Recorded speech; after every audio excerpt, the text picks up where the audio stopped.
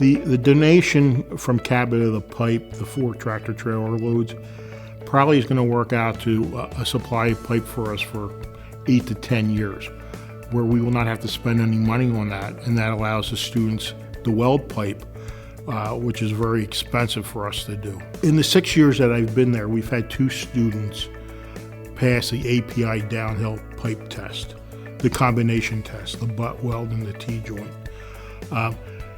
That requires a very high level of skill, and it's very hard to learn in 1 or 2 years. It's almost impossible to learn in 1 or 2 years.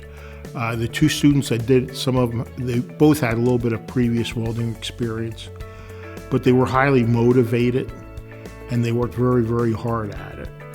And the fact that we had an unlimited supply of pipe for them allowed them to practice nonstop.